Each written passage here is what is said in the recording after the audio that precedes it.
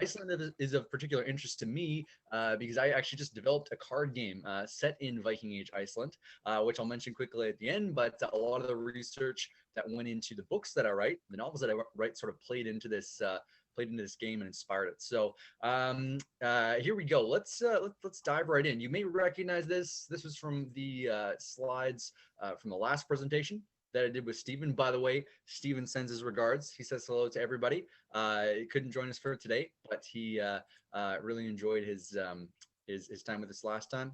And let me just sort of set the stage.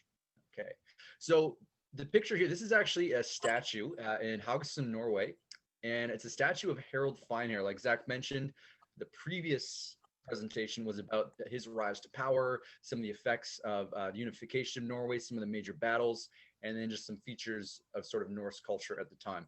So time frame, we're talking right about 900 AD here. That's when Harold kind of starts his rise to power. And by about 930, he's solidified that power. And following his creation of the Kingdom of Norway, or Norway as we think of it today, this really interesting period of Icelandic history begins. So to set the stage here, Vikings started raiding mainland Europe and the British Isles well back. We're probably even in the 500s, 600s, but they really come to light on the attack on Lindisfarne. And if you ever watched, basically every Viking history movie ever references this attack on Lindisfarne. This was a monastery in a small island off the east coast of England, and obviously being a Christian culture, the fact that anyone would, invade a monastery, steal holy relics of gold and silver, kill monks. This was just total sacrilege and heresy. And so, not that other violent things weren't happening in Europe at that time, not that Christians weren't perpetrating violent things at that time in Europe, but this was so shocking to people at the time that it really made headlines. It helped that the night before the Viking raid on Lindisfarne, there was a big storm, and monks later recalled thinking that they saw dragons flying in the storm clouds. And so this sort of whole narrative and ethos of the Vikings being these terrifying raiders kind of get built up right from the beginning. Those monks, they knew how to write a good story. So that's the background in terms of Scandinavia. Why were they invading? Well, resource scarcity was a huge part of this. So if you've ever been to Norway, my family's from the West Fjords, a place called Haugesund, and if you visit farms there, farms in Norway are not like farms in Alberta, where I grew up as a kid. Farms in Alberta are very flat, and they're very wide, and you can grow a lot of things on them. I expect many places in the United States are similar. In Norway, you're literally trying to farm off the side of the mountain most of the time. So we would walk, around these farms, and it would literally be on this, steep mountain edge. Sometimes they were terraced for crops. Most of the time, it was sheep. Or in the flatter parts, maybe cows, but we'd see sheep sort of halfway up the mountain grazing through forests. It's not the best for growing crops. So the landscape was challenging. The climate was challenging. Up in Scandinavia, obviously Norway, there are some very, very cold temperatures. It leads to a lot of good skiing conditions, and not great for producing food most of the time. So very, very challenging environmental and resource conditions, I think, pushed a lot of people out of Norway and made raiding mainland Europe and the British Isles so appealing. And in fact, if you watch the Vikings history show, or if you've read the history, they actually end up going much farther afield than that even. And so I think that's one thing to understand. Vikings were not just sort of ruthless barbarians with a bloodlust, and they weren't just terrorizing Europe to sort of be the scourge of God or anything like that. There was some definite economic reasons that was happening. Something that made that even worse was the Viking inheritance practices. And so typically in a Viking family, the eldest male would inherit everything. So they inherit the land, they'd inherit the hall. A lot of if the father was wealthy enough to own a sword or any armor, he would inherit that as well. And the second sons were left with usually pretty much nothing. And so a lot of the famous Vikings that you hear about in the sagas and in history are these sort of second sons, or third or fourth, right? These sons that weren't the first son that inherited all the things. There was nothing for them basically, other than to be their brother's sort of almost sort of servant or second hand, right? And a lot of siblings, if you're a second or third or fourth, brother and not the oldest sibling, you can imagine how excited those second, third, and fourth siblings were to do that? Not very. So a lot of them chose instead to go raiding. So Vikings had kind of made their mark on mainland Europe and the British Isles. They had done things like they sacked the city of Paris. Sorry, they set siege to the city of Paris and sued for massive amounts of gold. One group of Vikings, more of the Eastern European or Russian type Vikings named Rus, had sacked Constantinople, which was another huge city. And so they were really making their impact on history. While all this is happening, finally Harold Finehair unites Norway, and this is kind of the focus of the last presentation, and this is what's going to kick us off for today. So we've kind of set the stage. This is what's happening in Europe: resource scarcity. People are going raiding. The other thing, though, is that I'm going to talk about Christianization. Hop down here. Christianization is really influencing, especially the king in Denmark. Later kings in Norway will be influenced by Christianity, and Iceland itself will eventually become a Christian country less than 100 years after most of the initial settlers came to settle it. So this is also an influence too culturally. The Vikings, who originally were very stark in their pagan beliefs, disregarding things like holy relics and monks, would very quickly sort of be assimilated. So we've got this brief little sort of window where we get this glimpse at Viking culture, not in its purest form, but in a form that is very recognizable as pagan and Norse, before everything kind of gets assimilated. I'm going to check in with Zach again. Can people still hear me? Is my pace of talking okay? Yes, we can hear you. Just a little bit louder, just a smidge. Just a little smidge louder. Okay, I can do that. I'm going to move this a little bit closer. There we go.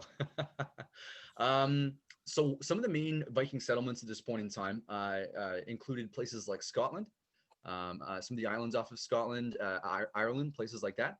And many of the cities, for example, Dublin, a big city in Ireland there, originally was a Viking settlement, as we know it today, was a Viking settlement. Many of the towns in cities in Scotland were originally Viking settlements too. And you'd think that, if there was trouble in Norway, right, if the king in Norway was sort of pushing people out, they may have gone there. But unfortunately, there was a lot of fighting happening, both between different groups in England and even in Vikings themselves. And so the Scottish Isles, Ireland, the British Isles, those were all very sort of chaotic and tumultuous. And Vikings fleeing Norway to escape Harold Finehair might not have seen those as very appealing options. Probably just as bad, if not worse, because it was a foreign king typically, or just another Viking king who was claiming kingship there.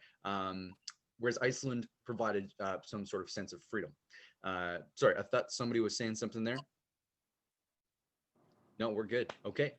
So you get this diaspora, right? So some raiders end up settling in mainland Europe. For example, in northern France, you get Viking Rollo, also known as Rollo the Pirate. He's a featured character in the History Channel's version of Vikings. It's not really accurately portrayed, but he was involved in the raids on Paris and the sieges there. So he settles there. Other kings kind of start to involve themselves in English affairs, and Vikings go all over the place. They're going down to Spain. They're in the Mediterranean. They're out in Russia and Eastern Europe. But one particularly interesting group, and the group we're going to focus on today. Could I make a comment briefly? Yes, please do. I think the Rollo and the Norse and the Vikings going down into France is interesting because, of course, that's where Normandy, the name Normandy, comes from. The Normandy is the Normen, the Norsemen.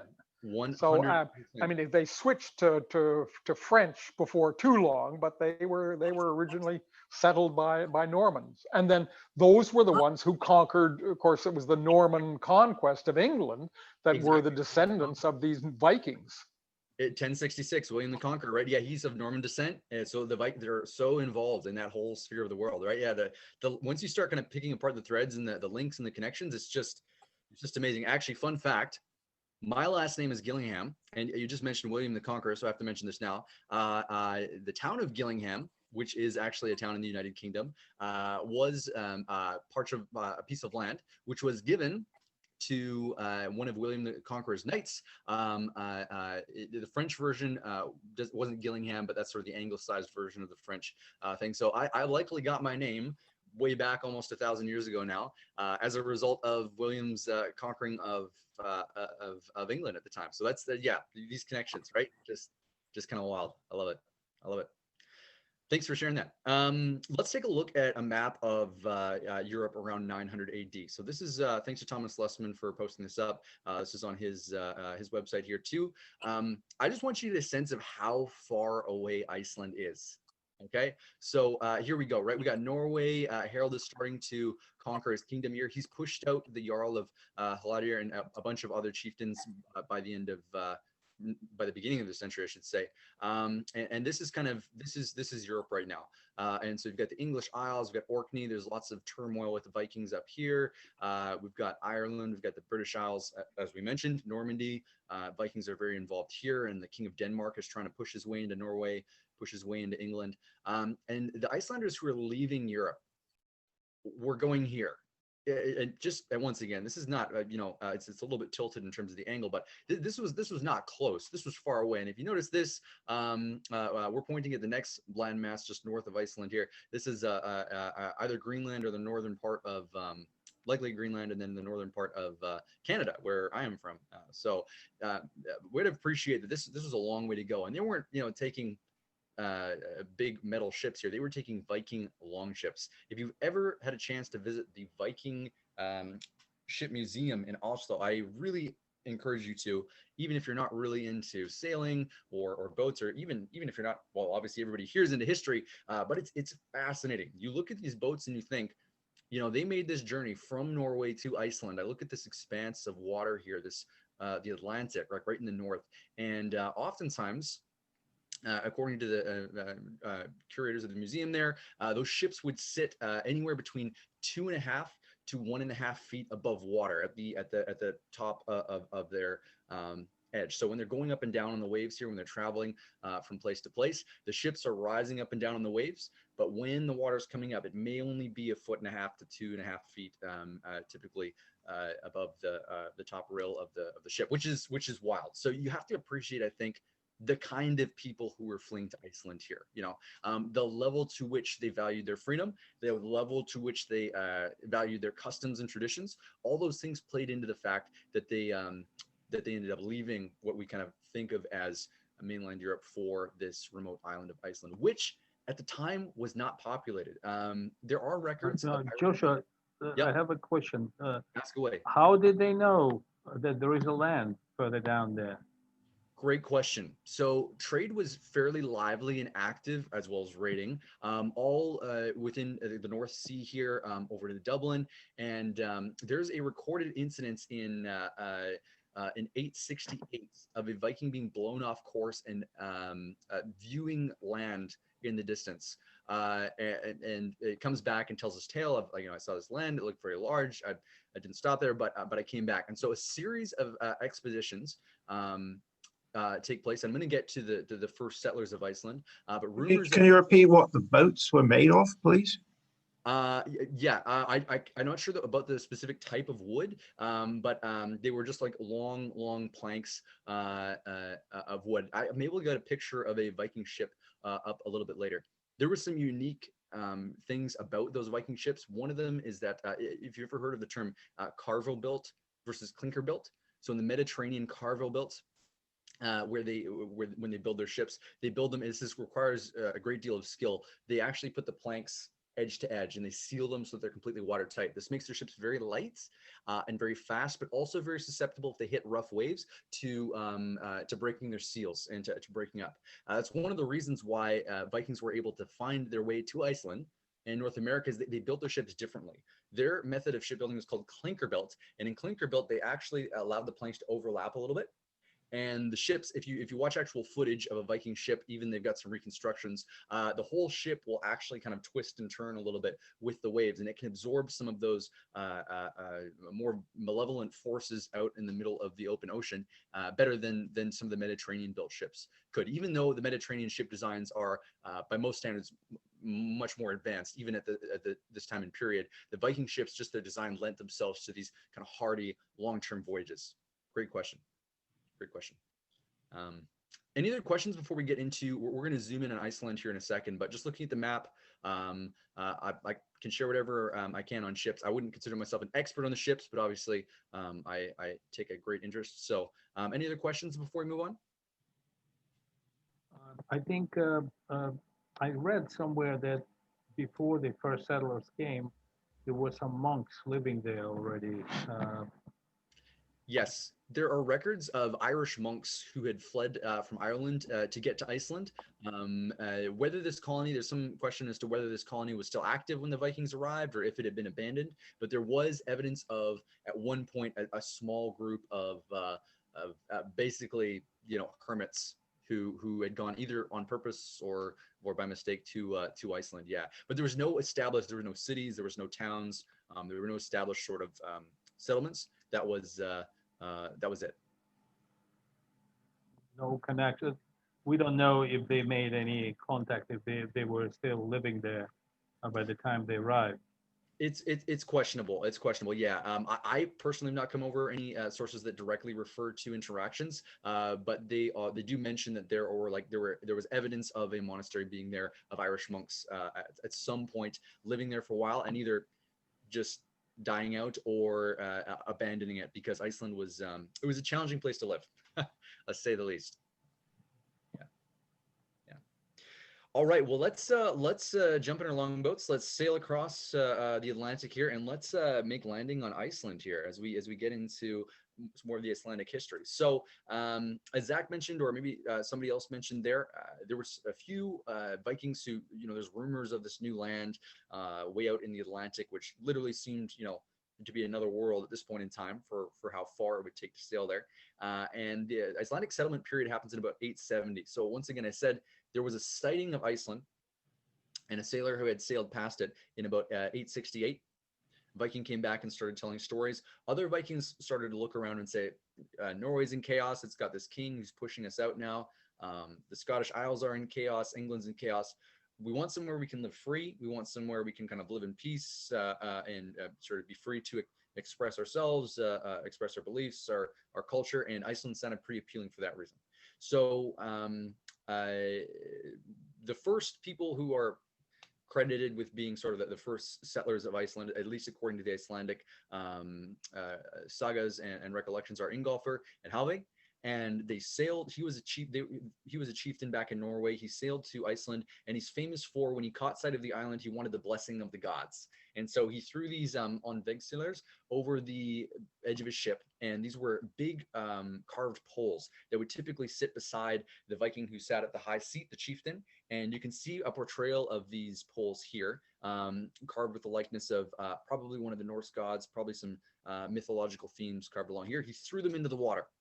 And he said, according to the sagas, wherever these two poles land on the shore, that's where Thor wants me to set up my dwelling, and that's where I'll live. And so he does this, and lo and behold, they come to shore. They follow the poles as they sort of float in, and it just happens to be where modern day Reykjavik is. And so his settlement, the very first settlement there, ends up being a big center, economic center and political center, and even today continues to be the capital of Iceland. Reykjavik translates to Smoke Cove, and that was a name given to that location by Ingolfur, who was one of the first, some say the first settler. Are you showing a chart or something? Because I just see one person. You just see one person. Are you seeing, does it say Icelandic settlement period along the top? Yeah, James, it's actually supposed to say Icelandic settlement period. That's what I see. Does everybody see that? No, I see it. There's a small box. Oh, maybe I just have to unlock it. I see the whole I thing. got it. Sorry. Got it? Sorry. Perfect. Thanks for thanks for checking in. That's good. Great. Yeah. So yeah, and then we got this painting. So this is a depiction of Ingolfur and Halvig sort of making their way. Obviously romanticized. Obviously made later. Another character that I wanted to highlight is Hrafnafloki, who is also called Raven Loki, and he was another important early settler who did a sail around Iceland just to sort of check it out prior to Ingolfur sort of committing to land there and live there. And yeah, he's famous for having sailed to the Scottish Isles. One of his daughters tragically died there at another Scottish island. Another one of his daughters was buried. And then he set off for Iceland. And they call him Raven Floki because he wasn't sure where the land was exactly. He'd only sort of heard rumors of it, and he wanted to make landing.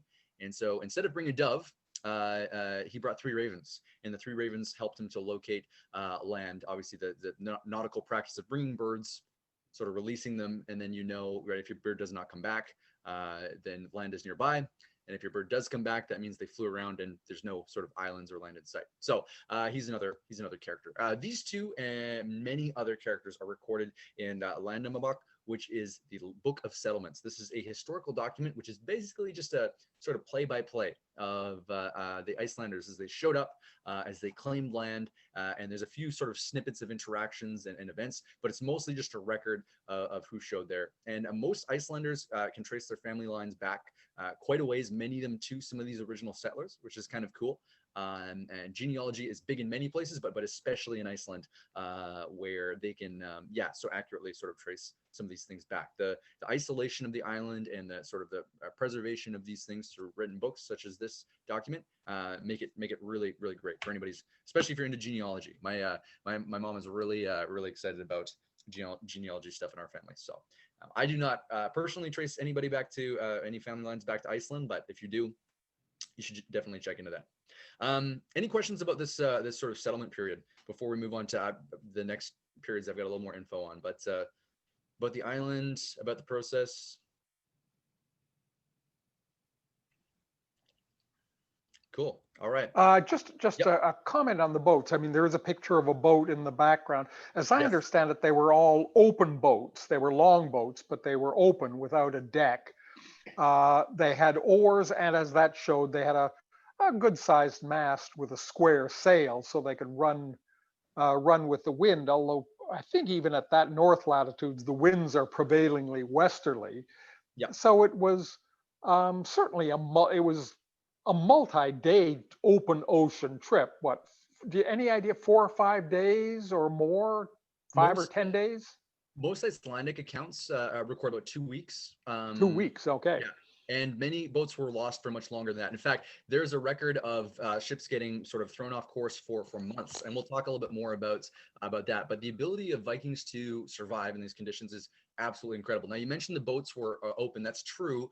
They typically did have ways of sort of either with the sail or with other sort of canvas or first sort of like creating like a bit of a tent sort of to kind of cover in storms. So it wasn't always 100% open. They could sort of cover up. And in fact, in the Viking Ship Museum, they would even build like little structures, like a little sort of, not like a cabin, but almost like a cabin sort of at the back that was an enclosed structure. So definitely not a lot of protection from the Atlantic, but yeah, we're talking North Atlantic, open waters, and for more than several days, usually weeks. Yeah, and one other thing I was going to mention about the this painting, obviously kind of a romantic version of kind of what happened, costuming, all this kind of stuff. Probably not very accurate, but just they didn't have photographs back then, so this is probably a good depiction. Great. Okay, so let's get on to my favorite period, which was the Saga period. So this is the period sort of following a mass immigration of particularly Norwegian Vikings to Iceland. For political reasons, economic reasons, and they arrive here. And what we know about the Vikings, as recorded in the Icelandic sagas, a lot of that sort of action happens here. And so really famous characters pop up. We'll highlight a few of them. And the stories are sort of these semi-mythic accounts of what would have been to the storytellers their own ancestors, so them kind of telling stories about kind of where they came from. Now what's interesting is the Icelandic sagas for a long time were thought to be sort of just these fictional made up sort of much more myth than actual story, but a lot of hard work from Scandinavian archaeologists and researchers has shown that they've actually verified a lot of what the sagas have said. So the sagas reference specific people and specific locations, and they've been actually able to trace back based on archaeological findings a lot of the things that the sagas have said, particularly the Vinland sagas, which we'll talk about later. Does anybody know what the Vinland sagas are or what they talk about? Well, Vinland, I believe, refers to Vineland, I guess, America. And there's also Meadow. Exactly, Lonsel Meadows. So for a long time, and Lonsel Meadows, that's back in 1970 that was discovered. Before that, the Vinland sagas, which tell these stories of Vikings traveling to North America, were thought to be largely fictional because there was no archaeological evidence, and people thought there's no way Vikings could sail across the Atlantic Ocean in that time period. It's too rough. It's too far. But the Vinland sagas claimed that, yeah, they had reached there. And we know now archaeological evidence points to the fact that did actually happen. So, so here's the beginning of the saga period. So the saga period begins with this mass immigration of Norwegians, typically to Iceland. And at first, it's just total pure libertarianism. I mean, like there's no government, there's no king, there's no laws, there's not even towns. So when you show up, if you know somebody, you can sort of go to them and ask them for a piece of land. If land is empty, you can try to claim it yourself. And typically, according to the sagas, what was considered fair, you know, you couldn't just claim the whole island for yourself. What was considered fair was to take a cow, and whatever sort of area you could walk around a cow in from sunrise to sunset, that was sort of considered a fair amount of land for a new person who, you know, a new family who had shown up to claim. And so there's several accounts in the sagas of characters kind of trying to get as much out of this kind of process as they can and trying to get the cow as far as they can go, so they can claim a larger piece of land. So eventually, though, you know, conflicts arise. There needs to be some sort of order. And so the Vikings there established the Althing. Now, the Althing, which also happens to be the subject of this game I'm developing and have developed, is basically a governmental structure akin to democracy, and kind of like an oligarchy, where the most powerful chieftains and heads of families from around Iceland come together and meet once a year, and they trade, they feast, and most importantly, they settle any legal disputes.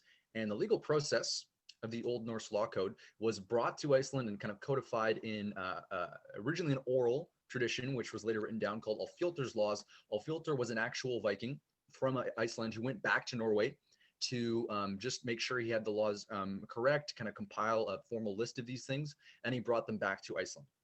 These were later known as the Grey Goose Laws, and they acted as sort of legal tenets. They were cited every year at a specific location where the Althing took place. This is a place called Thingvellir, and if you've ever traveled to Iceland, it's a national park now. You can go to Thingvellir and walk around. There's some beautiful hikes. All of Iceland is beautiful, but particularly Thingvellir. And as recorded in the sagas, this law rock was very important. The law speaker, who was elected, and it changed every year from the sort of the powerful figures in Iceland, would recite the laws, and sort of the legal proceedings would happen. Some of the things that are in our legal system today are influenced by the Old Norse law code. The Old Norse law code inherits some of its traits from the law codes of the Germanic tribes on mainland Europe, a little bit farther back.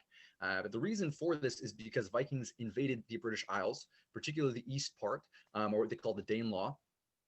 So places like York, once again, a Viking settlement, a lot of those laws actually seep their way into our culture. So for example, having a jury, right? Third party sort of people who are looking onto the case and can sort of comment. That's a feature of the Old Norse law code. And that was a feature of the legal proceedings in the Althing in terms of presenting your case. The other Viking who you were bringing the case against would have a chance to defend themselves, and there would be a jury to sort of like arbitrate and mediate what would end up happening. So it's kind of cool to see these sort of different elements. And one of the reasons I'm so fascinated about Iceland is because that was so much better preserved in Iceland because of their geographical isolation, particularly, than it was in the UK, just because in the UK there's sort of Christianization and the mixing of sort of different beliefs and culture that all kind of sort of works together. In Iceland, though, this remains a little bit more separate. It's almost like running a bit of a science experiment, a sociological, historical science experiment on this little island. So I'm going to talk a little bit more about law codes and then talk about some saga figures. But any questions about the saga period so far and sort of this societal structure? One question. Yes. Josh. So you were referring to a religious, I guess, prosecution or persecution. Yes. So that's prior to them, obviously become Christian. Yeah. So what kind of persecution that they were facing? Obviously, they believed in the gods of Valhalla and all that nice, beautiful jazz. But I just wasn't wondering, was there kind of tribal religious separation? That's why they left. Obviously, it's before the Christianization, so I'm not sure I understand that part of the religion. please? Sure. So, and to call the beliefs of the Vikings sort of a religion, I think it's maybe a little more formal. Oftentimes in Western culture specifically, we think of religion as a very kind of well-structured, formal thing, right? We think of like Islam, or we think of like the Roman Catholic Church. That wasn't the case in, it was much more sort of animistic, paganism, sort of a lot of interweaving of culture and beliefs. But yeah, definitely there was a strong push to rid Europe of paganism, particularly from the Christian Church. And for example, later on, after Harold Finehair, one of the kings who followed him, grew up in England and was a Christian, and forced people to convert to Christianity. One of the things that is recorded in some of the sagas is Odin, who's a Norse god, is acclaimed to have one eye. And the king basically made a decree saying, like, you can keep your Norse beliefs if you want to, your pagan beliefs, but if you do, I'm going to cut your eye out, because if you love Odin so much, you want to look like him. Things like that, right? So there was definitely physical, violence measures taken to ensure that people sort of abandon those beliefs. Now, to be honest, some people like to glorify those beliefs today in terms of thinking that they were a bunch of kind of Viking hippies sitting out in the forest just holding hands. That was definitely not the case. Human sacrifice was definitely a part of some of the religious and ritualistic rites that some Vikings took part in. Maybe not all of them, but that was definitely a factor. There was definitely a sense, and you feel this in the Icelandic sagas, there's a sense that they want to kind of preserve partly their own economic wealth, power, and standing, but also their traditions, their language, their culture too. Yeah. Great question. Great question. So one legal aspect of the Althingi that plays a really important part in Icelandic sagas and in Icelandic history is this idea of outlawry. And once again, this came from the Old Norse law code. And outlawry was a very specific kind of sentence, typically given out to somebody who murdered somebody else without just cause. Murder wasn't specifically a crime. You could kill somebody else if they challenged you to a battle, or if there was a good reason, if they'd insulted you publicly for some reason. But if you killed somebody without just cause, you might be outlawed. And outlawry was a really, really brutal form of sort of social isolation. And so nobody was allowed to talk to you. Nobody was allowed to let you into their house. Nobody was allowed to feed you or really discouraged to look at you. You're basically an outcast.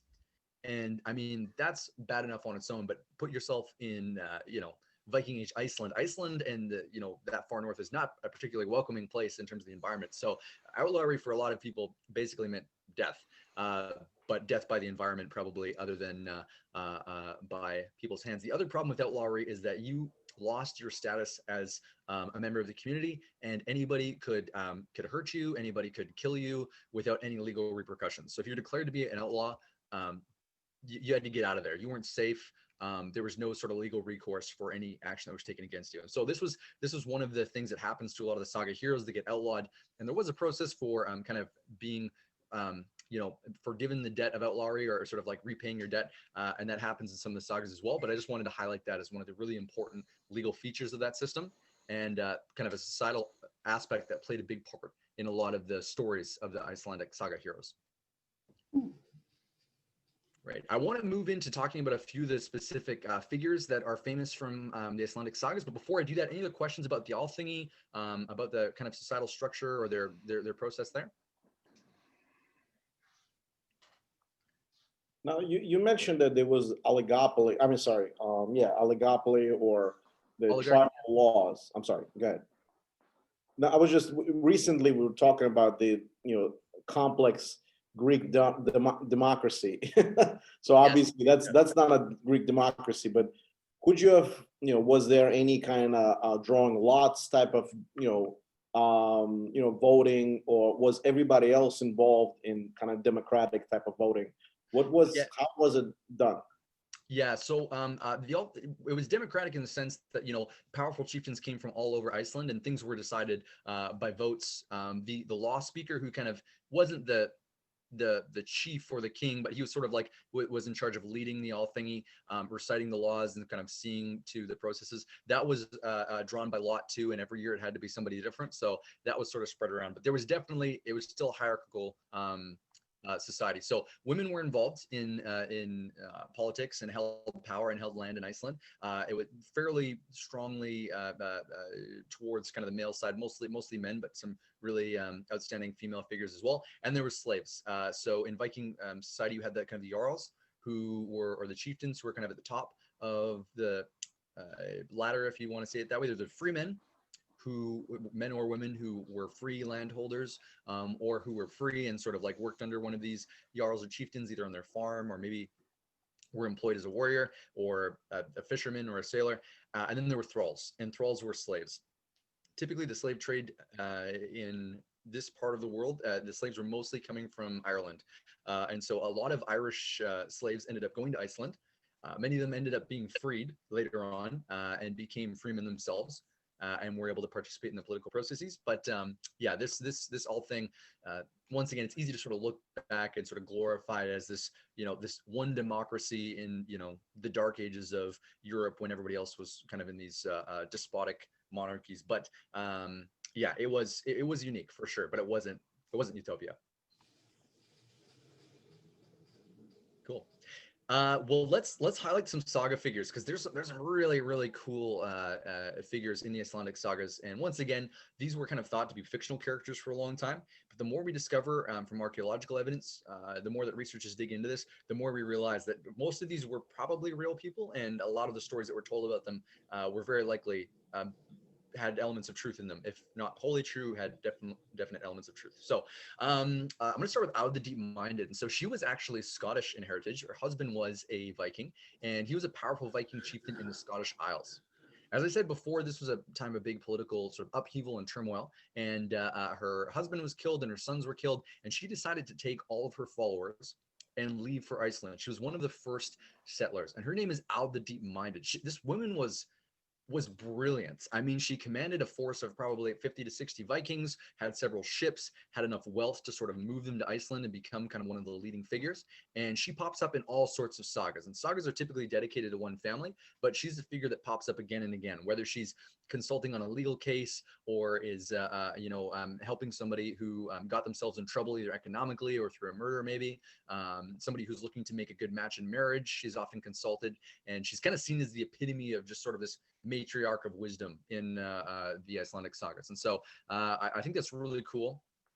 And her connection to Scotland and the Vikings is interesting as well, because that whole sort of sphere of the world was kind of connected at that point in time. So Aud the Deep-Minded. Yeah.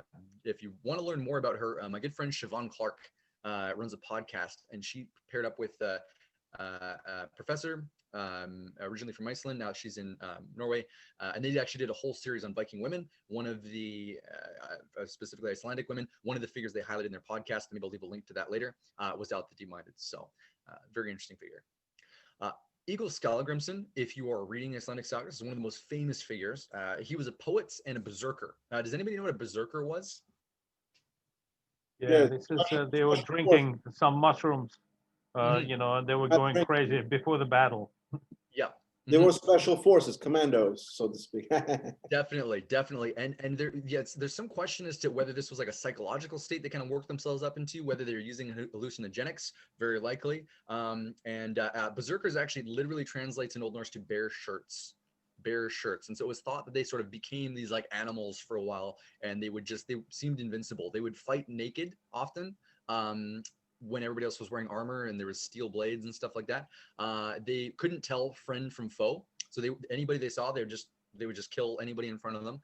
And oftentimes after the battle, they would just fall over and sleep for like 48 to 72 hours. So they would kind of work themselves up into this sort of crazed state. They would fight, and then they would sort of almost pass out and kind of, like they were partying kind of hard. So Egil was a berserker. He was also, though, a poet. Very famous poet, and he was not writing beautiful sonnets. He was actually really good at insulting people using his poetry. And one of the people he ends up insulting was Eric Bloodaxe, who was Harold Finehair's son and succeeded him as king of Norway. And Egil Skallagrimsson gets himself in a lot of trouble for insulting the king. In fact, he goes as far as to raise a mething against the king. And this was a pole, a curse pole. And you'd put this pole in the ground, and then you'd cut with an axe or a knife, you'd cut curse runes into it. And then you would take a horse, you'd behead it, you put the horse's head on the top of the pole and you'd face it towards wherever that person lived. And that was basically the worst curse, the worst sort of insult you could give to anybody. And he did that to the King of Norway. And so you can tell this guy, he had a fire in him. That's before The Godfather then. That's before The Godfather. He was the original. That's right. Eagle Skallagrimson did it first. Yeah.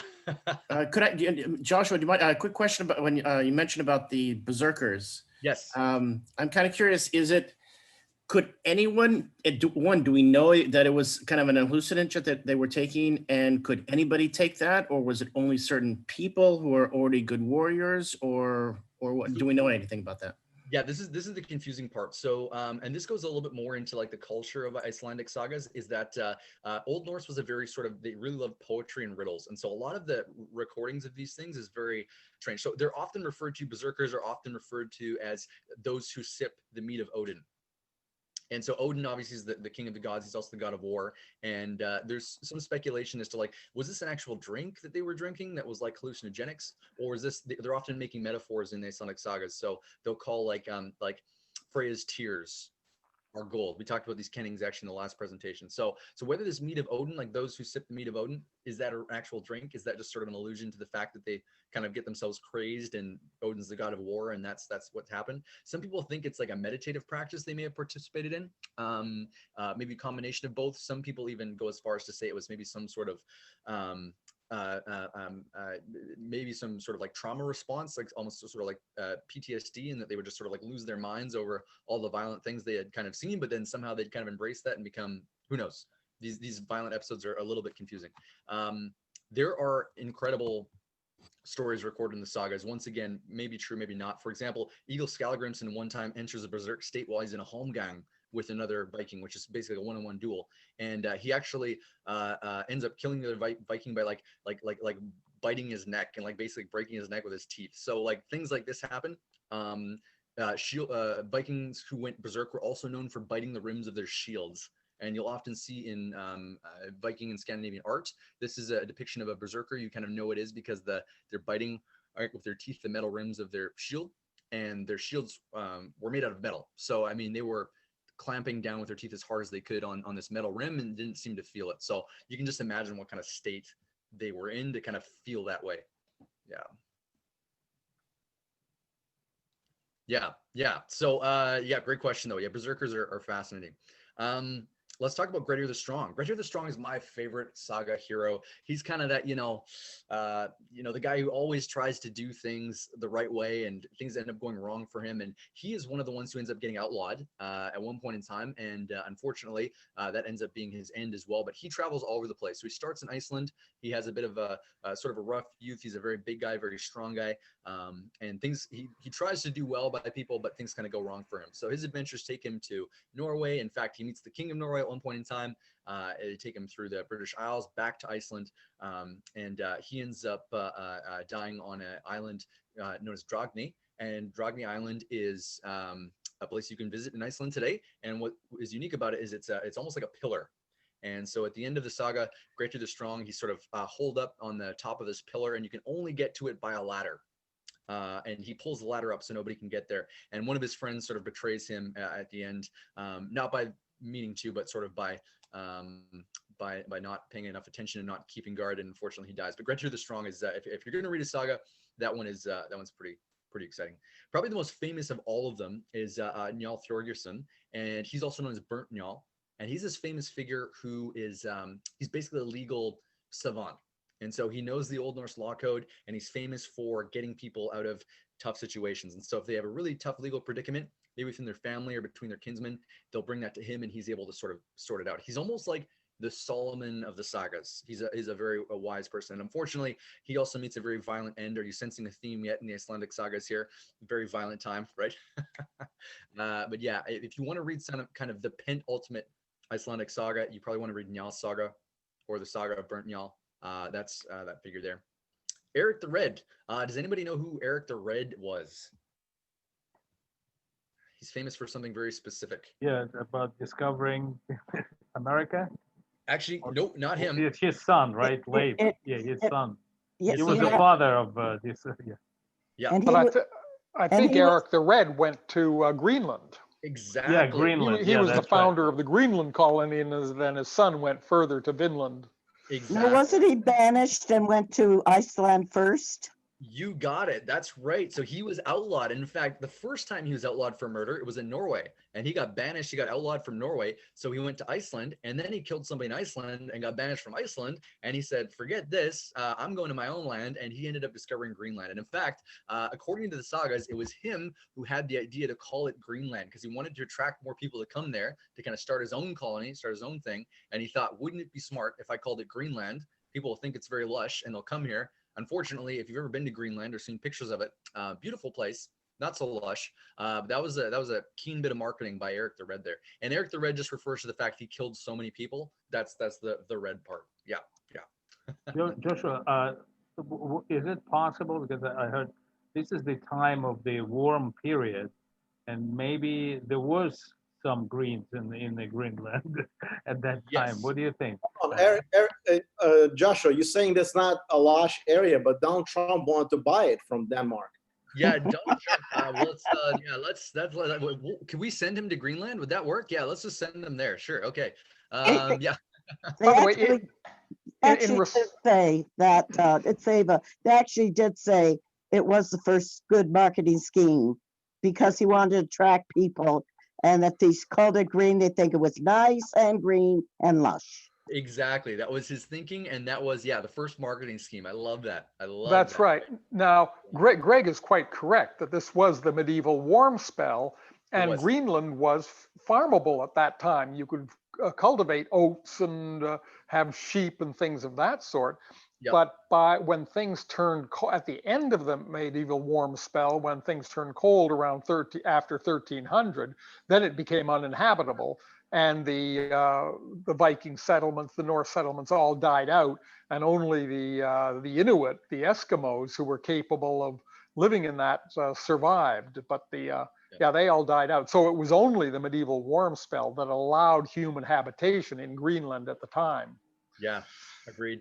And in fact, if you're interested in learning more about that, there's a great book by Eleanor Bearclough, and she talks about her book basically covers Vikings everywhere except for Scandinavia. So where they went north, where they went east, where they went south, where they went west. And she talks a little bit about the Vikings in Greenland. She had a chance to visit the settlement, and one of the reasons that Vikings did not survive in Greenland is actually they refused to change their diet.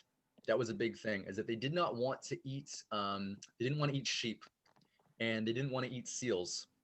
And they didn't want to, they subsisted off of fish and stuff like that. But they wanted to eat the diet of either Scandinavia or of Iceland. And their failure to do that, she thinks, was one of the big factors in them not surviving there. Just because it was farmable to a point, but you're right, the climate was not great to begin with, and then kind of continued to get worse as the millennia moved on.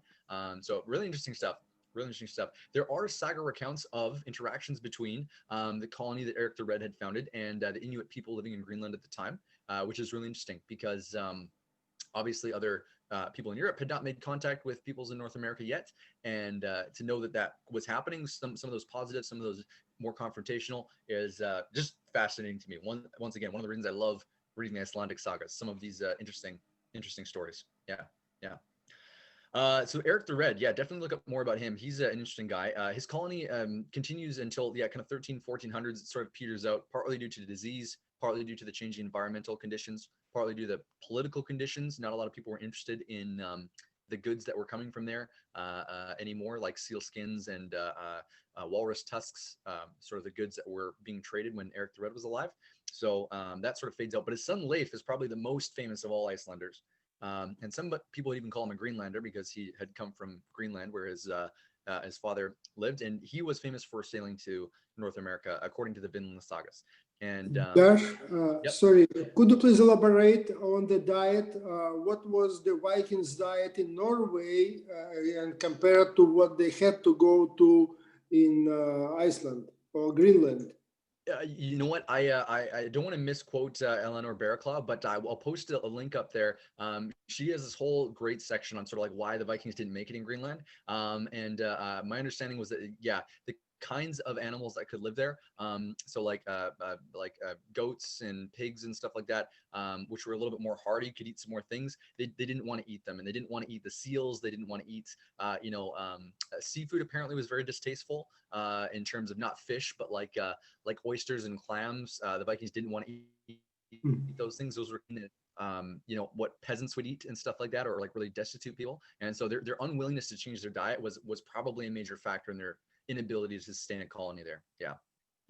Yeah, I think that's right. The Inuit eat mostly sort of whale blubber, seals, walruses, and fish. That's the staple of their diet. They're they're sea hunters, and whereas the Norse settlements, I think they grew barley, may have been their main crop, because barley is a relatively hardy grain, but they did insist on grain. And then sheep, I guess sheep are among the hardiest of the animals. So barley and sheep were probably their staples, and they were cultivable for a while, but then they ceased to be viable. Exactly. And yeah, Vikings were great farmers. That's something that comes up again and again. They raided like England, but they were great farmers. Unfortunately, farming was just not the way to go in Greenland. Yeah. Hey, Joshua, one thing I never understood about that story with the Vikings did not want to eat what the Skradling were eating. Yes. And but if you go to Scandinavia now, they're fish mad. I mean, you go to a buffet and there'll be 15 different kinds of herring, 20 different kinds of salmon. So they certainly eat fish now, but so the Vikings at the time did not eat fish? Oh no, they ate fish. Fish was a major part of their diet. What they didn't want to eat was like the clams and the oysters, or the crustaceans, things like that, which would have been much more plentiful at that time in that place, and things like seals. That's more like the Arctic diet. Fish obviously were a very important part of Viking diet back then as well as today too. Yeah. Okay. So I got a story for you though. Quick, can I interject a quick story? Please. So I was in Norway, and I was in Oslo actually, and we're looking for some good restaurants for fish, and we just couldn't really find them. And the fish we had was kind of meh.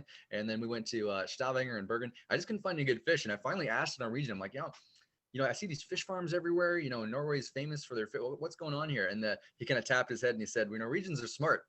We sell all the good fish to other countries and make lots of money, and then we just eat the leftovers. I'm like, oh, that's funny. So anyways, there you go. Don't expect great fish if you go to Norway. That's all I'll say. All right. Were there any other questions about Eric the Red before I get into Leaf a little bit? Was he, well, I know he's called Eric the Red, but he was fiery, and but they also said he might have come to North America. Is that right?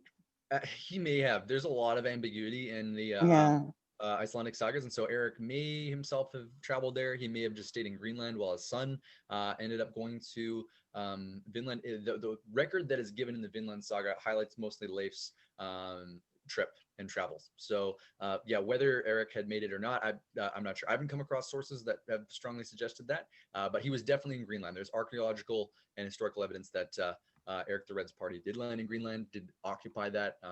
It existed for quite a while, even after his death. But Eric himself may or may not have made it to Vinland. Interesting fact, there's also records of a place called Helluland. And Helluland, most likely, and I don't think this is with Eric the Red. I think this is again with Leif's saga in the Vinland saga. Helluland, they think, is probably Baffin Island. And so at one point in time, Vikings may have also, according to the sagas, landed in a place which historians and archaeologists have kind of come to agree was probably Baffin Island. There's no evidence on Baffin Island of that happening that's been discovered, but likely Vikings had gone to several of the islands and not just Newfoundland and Lonsdale Meadows, or even possibly down into the States somewhere where they may have made landing. So two questions, Josh. Yes. One, when they were in Iceland, did they continue this primogeniture where only the oldest son inherited? And second, if you were outlawed and you had a family, was your family also shunned and outlawed? So typically family units were a little bit more loose. So like when your family wasn't just like your nuclear family, your family was like your relatives and your cousins and such like that. So if you got outlawed, you would be outlawed as well. Like your family would not be able to help you. But it wouldn't be like if you had a son or a daughter or those sorts of things, or a spouse, they would just go to live with other relatives or would continue to occupy the residence they already had. You would be the one who was sort of forced out. However, oftentimes when someone was outlawed, they typically would, like Eric the Red, when he was outlawed, he would take his following with him. So there was, his family and his slaves and some of his men who supported him. They went to Greenland together. So yeah, good question. Good question. Yeah, outlawry was very serious. It was basically the worst thing that could happen to you as a Viking would be to be outlawed. And the inheritance, how did that work? Great question. To be honest, I don't have a specific reference for the inheritance, but throughout the Icelandic sagas, yeah, the inheritance continues to happen by the Old Norse law code. So one of the reasons why we know so much about the Old Norse law code and the inheritance system is because of the way it was preserved in Iceland. The official version of it's called the Grey Goose Laws, and that's an actual document. You could still read a translation of today, and that sort of outlines everything from what to do with a murder to how people should be married or how they could get divorced or, how inheritance works and stuff like that. So, yeah, great question. Joshua, talking about the murder, we have a question here. Yes. Is Bloody Eagle was real? Was the Bloody Eagle real? Likely yes, but probably not as often. Used as. I mean, that's kind of the glorified thing in the movies and stuff, right? Because it's so dramatic and it's so like gory. It probably did happen. Viking times were pretty brutal. Let's be honest, medieval Europe was pretty brutal. And yeah, that probably likely did happen at certain points, especially in the conflicts between the kings of Denmark, Norway, and Sweden. People always say the Vikings were, so deadly and dangerous to, the people on mainland Europe, which was true. But Scandinavia was a really dangerous place to live. Like a Viking was much more likely to get killed by another Viking than anything else. They weren't sort of these invincible sort of forces. They were killing each other and betraying each other and having wars and stuff in Scandinavia while the raiding was going on too. So yeah, that and probably some fairly other grisly things definitely happened. Another big thing with Vikings was hall burning. And so if you really wanted to you had like a really hated enemy, you would try to sneak up on him at night and basically barricade all the doors and light his hall on fire, and then basically burn him and his family and all of his slaves and stuff alive inside their own hall. That was a big thing that's recorded in many of the sagas as well as in some of the Norse stories as well. Yeah. Don't any of the sagas have sort of positive messages? They're pretty grim, but they are also, there's definitely some positive things that happen. And in fact, I wanted to get to the last one there, Ref the Lucky. I'll mention some funny stories about him, but yeah, there are also positive things, right? There's love affairs that, people fall in love, and there's, stories of, brothers who, see each other through adventures. There's stories of, people surviving incredible environmental sort of, environmental catastrophes, things like that. I'll tell one here. So we were talking about the Viking ships. This is a great connection. One in the saga of Ref the Lucky, the very last one there, a Viking was trying to get to Eric the Red's encampment in Greenland. And apparently the thing that would happen in Greenland is, if you've ever seen a picture, I actually saw it when I flew over it coming back from Norway, is there's icebergs that break off the edge of Greenland. And the problem was that because of all that ice, it would cause the air to cool very quickly. And it was famous for having this fog that would roll in, and the fog would just last for days, right? Like 5 days, 8 days, thick fog, like can't see 20 feet ahead of you kind of fog. And the problem was, if you got stuck between those icebergs, they're jostling around, sometimes two icebergs would like close in and actually sandwich your ship between them. And so there are several accounts of Vikings getting stuck in this situation where the fog rolls up and they can't go anywhere. They don't know where they're going. And then the icebergs kind of close in and sandwich their ship. And according to the saga, one of the Vikings, everybody else had kind of died of cold and hunger. And he said, I'm not going to die of cold and hunger. So he pulled a little dinghy boat out of their Viking longship and took it up to the top of the iceberg, took it down the other side of the iceberg, kind of like a sled, and rowed back to Iceland. Now, whether that is actually true or not is, can be speculated, but it's one of the stories in the Icelandic sagas. So we initially thought all that was false. Who knows? Maybe it happened. But I love that story. So that's a little good news sort of ending thing there. How am I doing for time, Zach? Am I okay to keep talking about these guys, or should I move on to the next section? What do you think? I'm sorry, what did you say? I was going to say, how am I doing for time? Should I move on to the next section here, or should we one or two more stories about Saga Icelanders is okay?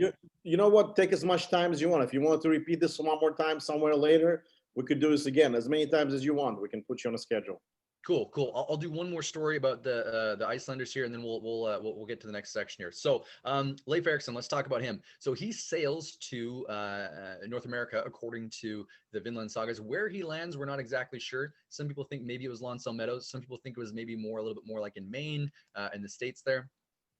However, according to the Vinland saga, there's some really interesting things. One of the things it says is that according to their view, they were shot at by arrows, which we know in terms of the warfare of the North American peoples at the time is pretty accurate.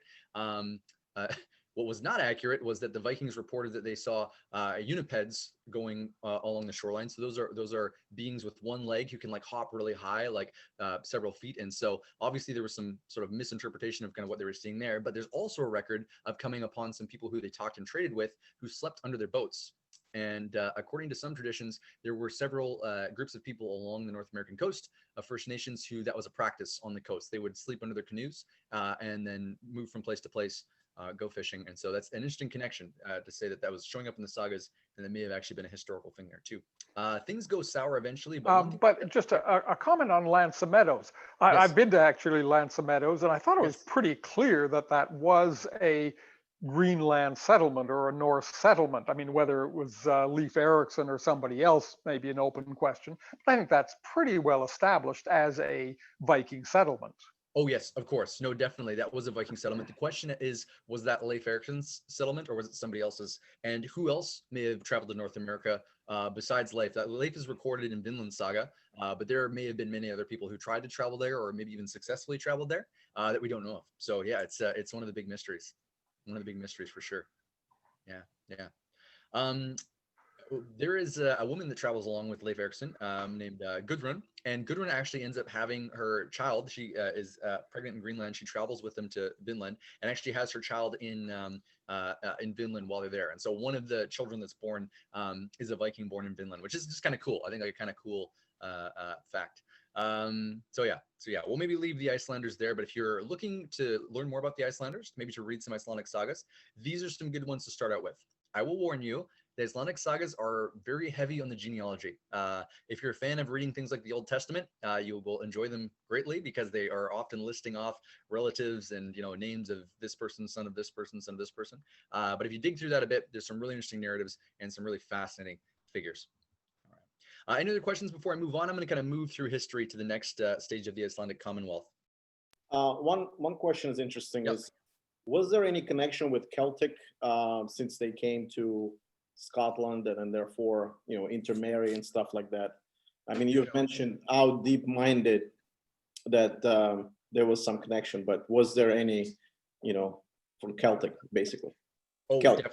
Definitely. Yeah. And on two fronts, a lot of the Vikings who had gone to the Scottish Isles, to the British Isles, to Ireland, ended up marrying women from those places, and their sons and daughters obviously would have Celtic heritage as well. The slave trade was very active, particularly in Ireland, and a lot of the Icelandic Vikings were taking Irish slaves with them. Given the nature of Iceland and sort of how bleak it was and how hard it was to sort of, they couldn't really maintain that societal structure. A lot of these slaves, including I would release as many slaves as they embark and as they arrive in Iceland. A lot of the slaves are released and become free men and become part of society too. So very strong connection there. And according to genealogical reports in Iceland, Scandinavia is kind of especially Norway is kind of the number one sort of location of most of the genetic heritage there. And then Ireland, Scotland is definitely the second, followed by other places, but that's a big part. One more question. So when Rus, which is one of the, I guess, Viking of Varangians that came out of the Sweden, particularly Sweden royal family Ruriks was commanding Russia up until the Ivan the Terrible. Was there some lineage like that stemming back to the Iceland? Was any like major families or major, so to speak, tribes that lineages like that was famous and therefore ended up being somewhere? Go ahead. Definitely. Well, I'll say two things. First off, yes, definitely. Second off, there were the depth of knowledge we have about Icelandic history is just fascinating because there weren't that many people there. the advent and the introduction of books and written language, thanks to Christianization, was just happening, and they were fairly isolated. And those three factors sort of worked together to give us this amazingly detailed picture of the first settlers in Iceland, and they kind of become sort of deified as the centuries go on as these sort of, big historical figures, and like remembered and recalled, and sagas are written about them. So yeah, there are several really important and influential families, and like I said, many modern Icelanders today can trace their family roots right back to those very first settlers who came in Landabamok, or the Book of Settlements, and who are recorded to have taken land in this place or that place. So definitely, we'll get to one of the most important families here after the Commonwealth period. But yeah, definitely some big important families on the rise here. Cool. Well, we'll have some time for questions at the end here too, but let's get into the Icelandic Commonwealth. So the Althingi becomes fairly formalized in early 900s. That's what my card game is sort of based around. And by 1000 AD, this was a big year in Iceland, because there was turmoil sort of stirring up in that country, where people were coming and bringing ideas from mainland Europe, and they were kind of leaning towards Christianization.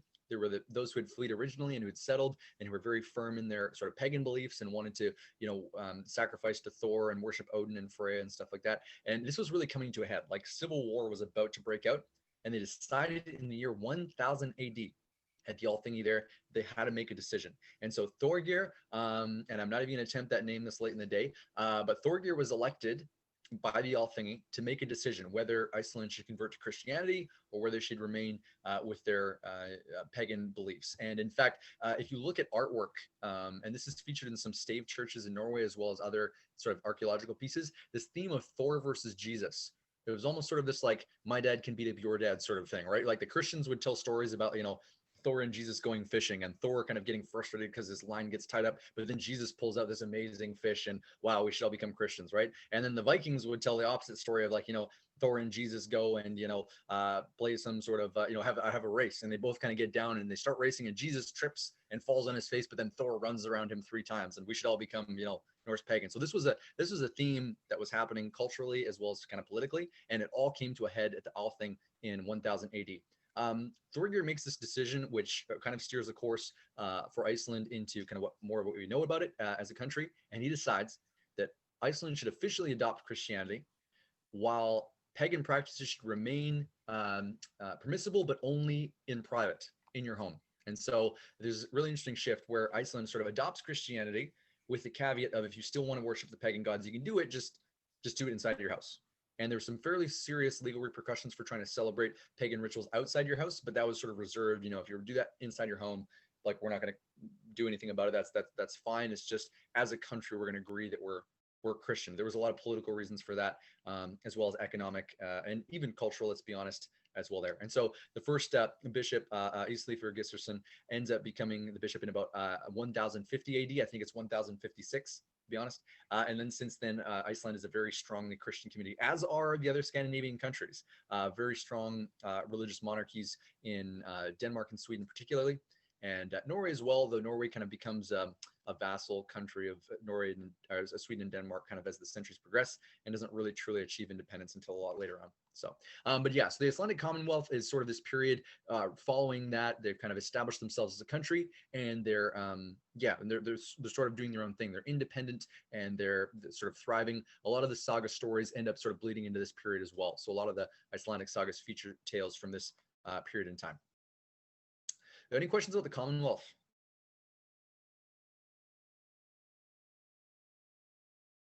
I guess Okay. I would ask about this sort of don't ask, don't tell of your, if you were practicing pagan rituals.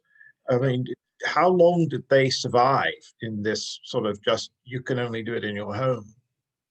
That's a great question. Some people might say till like even till today, like a lot of the practices and things that we know about Viking beliefs, specifically around the mythology, actually are specifically because of this. Partly because they were preserved in Iceland so long, up to even 1000 AD, people were still actively practicing this, and then even after that, they weren't specifically banned. They were just sort of like made to be in their private home. So one of the reasons we know anything about the Norse gods, about their mythology, is because of this, the way kind of things played out here.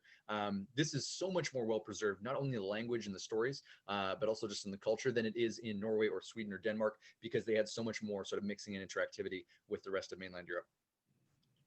Interesting. Yeah, yeah.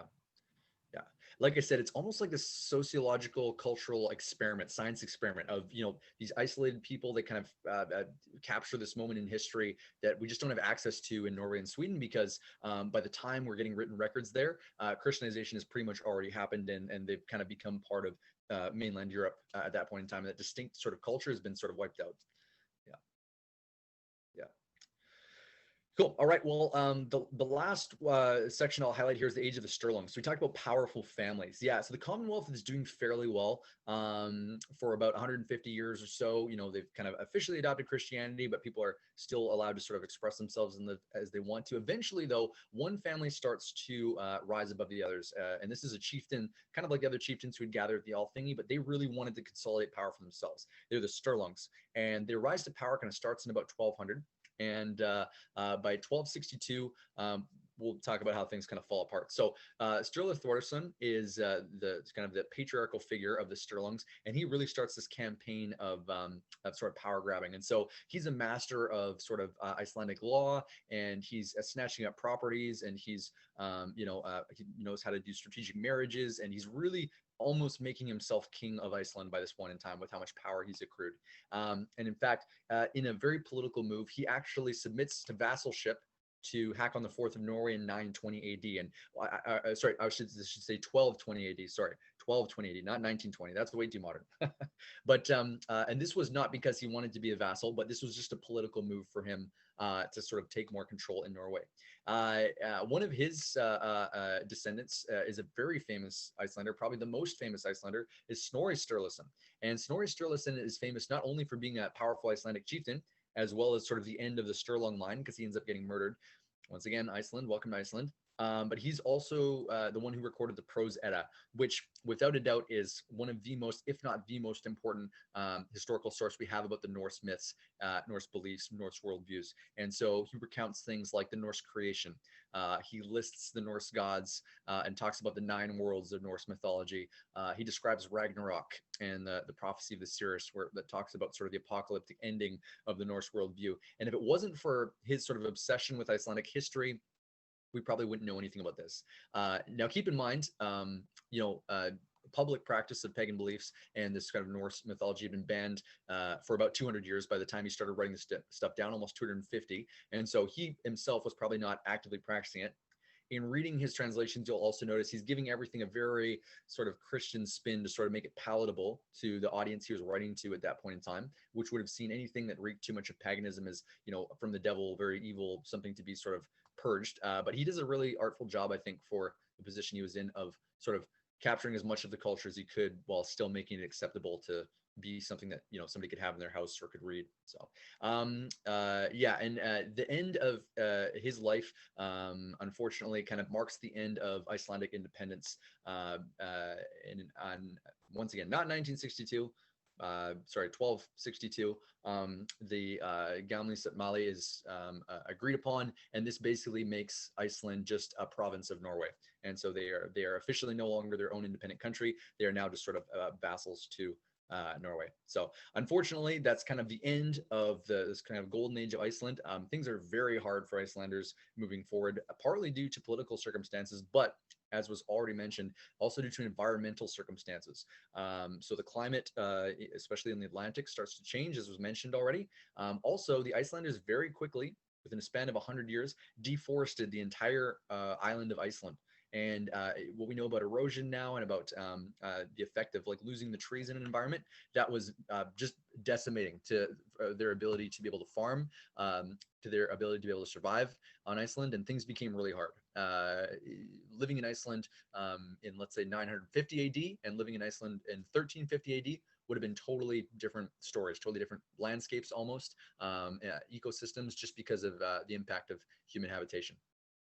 So, and that takes us up to kind of the end of my presentation on Iceland, and so that's sort of a big chunk of history, a big chapter that we've taken. This is a portrayal by Hans Dahl of Leif Erikson, sort of landing on the coast. Once again, obviously just an artistic representation. There's the boats again, and let's be honest, they probably weren't all blonde.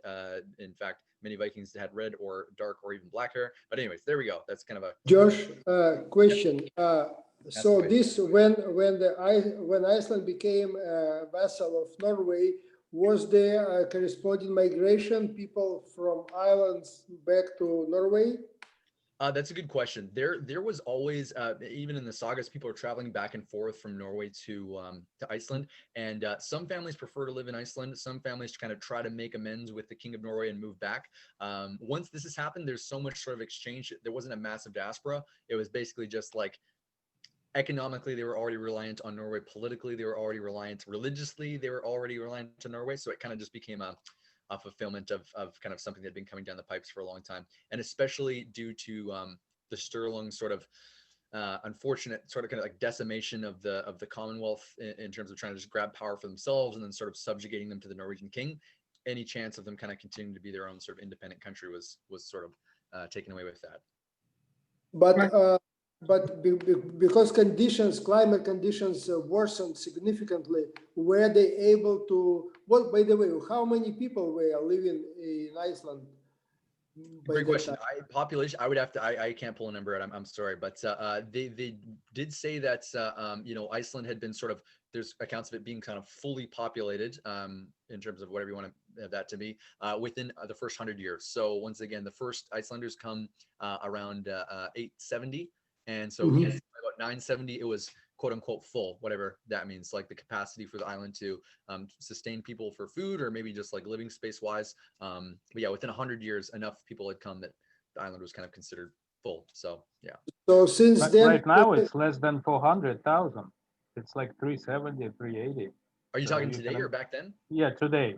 Oh yeah, today it's very small. Yeah, not a large. And even if you look at a map, the places that are actually populated, very low population density, except for in Reykjavik and Keflavik, where you fly into the airport there. Yeah. Yeah, is there an area there where there's like ruins where people get married? Is that Iceland that I'm thinking of, or is that another area? Do you know what I'm talking about? It's like a beautiful backdrop with, it looks like some kind of construction that the Norse built. Is that Iceland or no? Do you know what I'm talking about? You might be thinking of the church in downtown Reykjavik. It's kind of got those inverted arches. It's this beautiful right. Yeah. That's a very famous building, and that was obviously a more recent construction, but that is in Iceland. Yeah. Okay. Very, very cool. Very cool. I would say all of Iceland is beautiful. It's striking. The waterfalls, they've got volcanoes, they've got glaciers. My wife and I were privileged enough to go visit some of the hot springs when we were there too. And it's a place like no other. You literally feel like you're on an alien planet.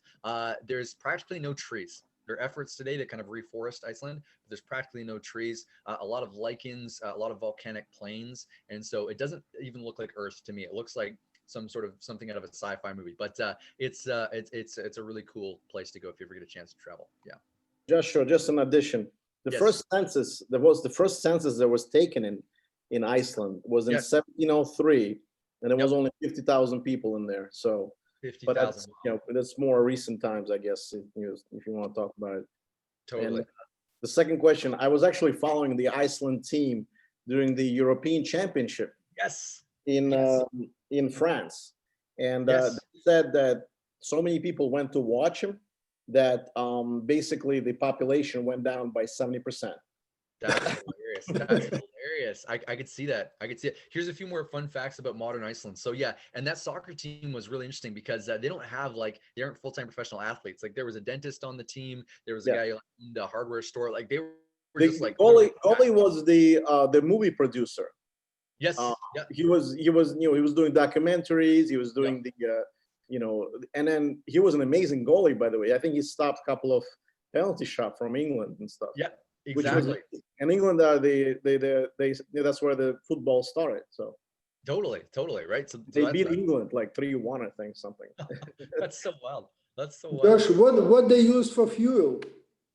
Great question. So whale blubber was a big source of fuel, and one of the biggest issues Vikings had in Iceland at the time was a lack of wood. And so oftentimes the Vikings were kind of stranded on Iceland because they couldn't build a ship to go back because there's no trees. Blubber was very highly prized. In fact, there's saga accounts of people killing each other over like the headboards that go in behind your bed. Like that's how like highly prized wood was.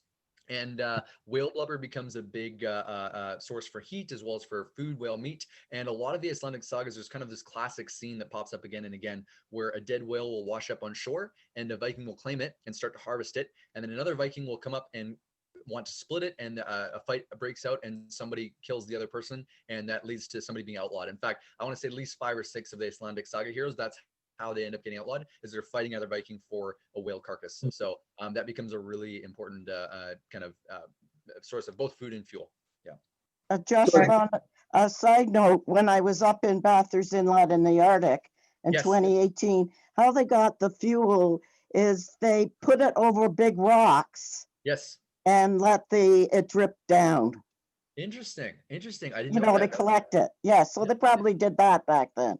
Maybe, yeah, probably did that back then as well. Yeah, yeah, very labor intensive, right? Yeah, yeah. Can I ask about a couple of names that I remember from school and who they were? I mean, Ethelred the Unready is a great name. So that's from the British Isles. So he's an English king who unfortunately ends up meeting his demise or sort of losing power in the face of Vikings. And I don't know as much about the history of the British Isles, but I believe he's followed by Alfred the Great. Is that true? He's followed up by Alfred the Great, who ends up sort of preserving the kingdom of Wessex.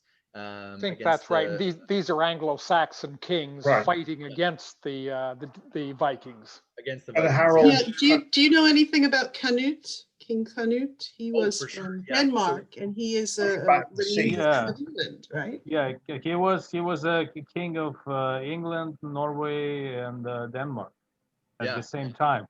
That's right. That was pretty interesting.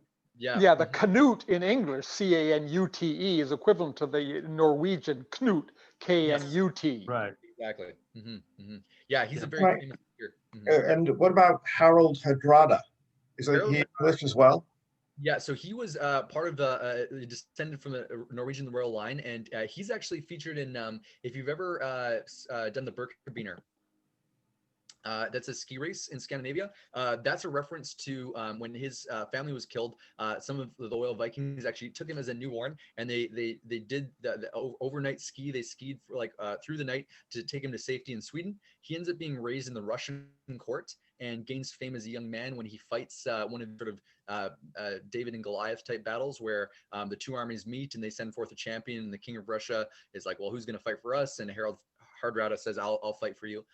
He becomes part of the Varangian Guard, which is basically an elite force of Viking mercenaries employed by the Empress of Constantinople. And so he fights a lot of wars against some of the Islamic kingdoms there and finds great success in his campaigns. He returns later in his life to conquer Norway and become the king, kind of reclaim his kingship. And in this really, really wild twist of fate, he brings an army to England and basically says, I'm going to take England over. And he should have won like 20-1. He should have just wiped out the other people who were there because his force was bigger. He had so much war experience. There's accounts of his war banner called Land Waster. Land Waster was this big black banner he would carry into battle, and people were just shaking their boots. They're kind of like, this is over. Like the Norwegians, they're going to take all of England, and he ends up landing into England, and he's setting up. And there's the battle. It's called the Battle of Stamford Bridge, and the English actually surprised him by getting there a little bit sooner, and he ends up dying in a surprise attack just almost by fluke. Like he really even shouldn't have died in that battle. But yeah, the whole course of English history would have changed if he had been successful in that campaign. Oh, if he wouldn't have invaded England at the same year William the Conqueror did, then probably William wouldn't be successful. Exactly, he would have. Yeah, that's the whole year. And the English king name was also Harold. And I he interfered. He changed even with his death, he changed the fate of England. Totally. And one more. It's not a person, but I vaguely remember from school Danegeld. Was that Britain trying to bribe the Norsemen not to invade? Yeah, Danegeld was money paid to the Danes to not invade. Yeah, exactly. And so that after a while, the Vikings realized that if they just show up and look scary enough, they don't actually have to kill anybody or fight anybody. They'll just get paid off. And so, yeah, so the Danegeld was money paid. Not to be confused with the Dane Law. The Dane Law was actually an area officially given to Danish settlers, was ruled over by a Viking named Guthorm at one point in time. And that was like settlements like York and stuff like that. There was a large enough population of Scandinavians there that they were kind of given their own area of land as part of sort of a peace treaty. So, yeah. Joshua, I have a, go ahead. Sorry, go ahead. Go ahead. well, I just wonder how the Icelandic language is different from Norwegian. Do they Great understand question. each other? I'm so glad you brought that up. No, they're more similar than like, let's say French and English, but they are distinct enough that they'll have a hard time understanding each other. Interestingly though, the language in Iceland is so well preserved. Like I said, they just have that geographic isolation. They can still read the Icelandic sagas and understand what they're saying. To make a comparison, if you read the original works of Shakespeare, or if you, my dad's an English professor, so he's looking at sort of, a lot of English that's written like 300 years ago, Chaucer, those sort of things, like it's almost incomprehensible. The English even written 200, 300 years ago. Icelanders, though, can understand things very clearly that have been written over 1,000 years ago. So Icelandic today is actually almost, it's not a perfect replication, but it's very, very similar to the Old Norse the Vikings actually would have spoken. Norwegian, if you ever learned the language or spoken it, is much more akin to Danish because they were ruled by Denmark for the last several hundred years. So yeah, there's definitely been a split there. Norwegian and Icelandic are fairly distinct, with some similarities, but Icelandic is actually much closer to what Norwegian Vikings would have actually spoken. Yeah. With regards to how those Scandinavian nations view each other, I've learned a little bit through like watching some movies how they like Danish and the Swedish despise each other. And I just wonder how the Icelanders, how do they feel about Norwegians or Danish? Any distinct? Do you know any distinct feelings? Of the Icelanders I know, I gotta be honest with you. Of the Icelanders I know, so I worked with Dr. Arngrimur Vidalin, who from the University of Iceland for the Old Norse project, and I know Johanna Katrin's daughter from Siobhan's podcast and stuff like that. I don't think they harbor any hard feelings against any of the Scandinavian countries, but Norway and Sweden, oh man, they go after each other. They are like two siblings. They just, yeah. Anytime Norway and the Danish too. Then the Denmark also. And the Danish, yeah, that whole thing, yeah, they are definitely rivals. That's for sure. So on the western shore, there's another language that's also Norse, isn't it? That is still spoken. The Western Shoal, are you thinking of Norway or of Iceland? Of Norway. Yeah, so Norway, you've got like the Norse who kind of settled like this western southern half of it, and then you've got the Sami people who are sort of like indigenous to not only northern Norway but also Sweden, Finland, and Russia, who are also known as reindeer herders. And even in the Norse times, it's a fairly distinct culture. They're referenced as Finns in a lot of these. Ugra Finns, right? Yeah, exactly. And that was a distinct culture, distinct language, which is kind of its whole own thing too. So actually, they say Hungarians are related to Ugro Finns. Even Hungarians wanted to be related Attila the Hun, but there was none DNA found. Yeah, there's also, I lived in Japan for a long time, and there's always puzzlement, but because there are some Norse words in Japanese. Yeah. No, but the Magyars, the ones who invaded the territory of Hungary in the 9th century and settled, they actually came from the Ural area, and they were Ugro-Finnish. That's right. The Estonians and the Finns are fairly closely related to the Sami, and then the Magyar language is a bit of a distant offshoot from the Estonian, Finnish, Estonian, and Sami. Yeah. But they migrated much earlier into that area. We're talking about like maybe the BC, like 1000 BC or something like that. But Totally. But also from that area of Ural Mountains and maybe further down a bit in Siberia. Totally. Asha, what is this, my friend? I like it. May I just mention this? I was going to say I'm happy to go ahead. That's. I mean, I was telling everybody. I actually sent the link that you sent to me. Oh, and yes. Yes, I sent the link to everybody. I mean, I hope everybody got it, and and then Joshua, go ahead. Sorry.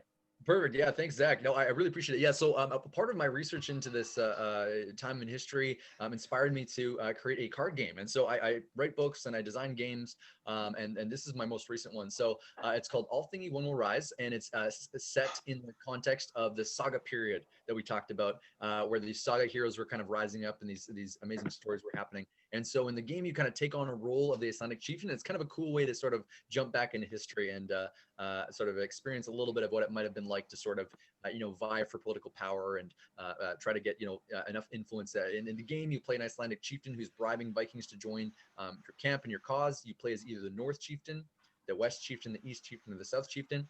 And as Vikings arrive, you bribe them to their camp with treasure. You also have your Vikings challenge other Vikings to holmgang, and you're basically trying to accrue as much influence as you can. And the player with the most influence at the end wins. It's not a perfect reflection of all the historical details, but it's kind of a cool way to stretch back in history and experience some of that sort of excitement of that time period. So I just wanted to mention that that project's out there. If you're into board games and you like history, I'm assuming everybody here likes history. Not sure about the board games, but that's out there right now. And yeah, it's a lot of fun. So if you like that sort of thing, please do check that out. Good for lockdowns. Joshua, sorry, it's Eva again. Just a side story, but it's an interesting story. Yes. The famous writer Jane Johnson, who I know, you know who she is. I don't know who Jane Johnson. Yeah, Jane Johnson's. Okay. And I met her in Morocco, and we still email. Oh, that's so cool. And it was because of she took Icelandic languages. Yes. And it's because of that helped her with the J.R. Tolkien lists.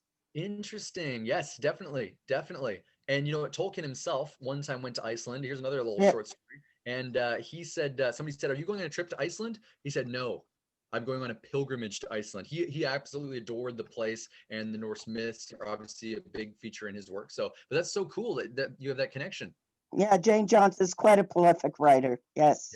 Yeah. Sure. One question: Can you post the link so I can post it for everybody to buy this stuff? I will. I'm gonna stop sharing for a second so I can post the link there, and then once again, happy to take drop it in the chat, and then I'll post it then in the meetup. Will do. Okay. Thank you so much. Joshua, can I ask a question? Since you're speaking about games and stuff like that, I'm sure you know of the Lewis chess. Yes. Chess which is like around the 13th century, I think, like that. Does that have any connection to the Norse people? I know there's a berserker character in that, which is exactly the way you described it. A typical person biting a shield or something like that.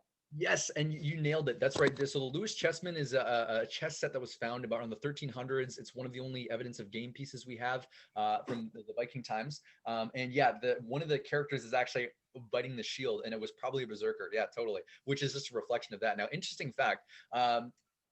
In Iceland, they actually they banned board games. And there was a famous board game played in Norway called Neftafel, or King's Table, which you can still play, and I actually picked up a copy when I was in Norway. It's kind of fun. But they banned board games because people would get so heated that if they lost a board game, they would kill somebody else. And that just caused so many problems that they said, okay, no more board games. Nobody's allowed to play board games. It was kind of seen as like an evil thing to do. So yeah, there's another fun fact about the Vikings. Yeah. Oh wow, that's pretty cool. Yeah. No, I always like that set. And chess in general, that came from Spain, which came from the Muslims, which came from India.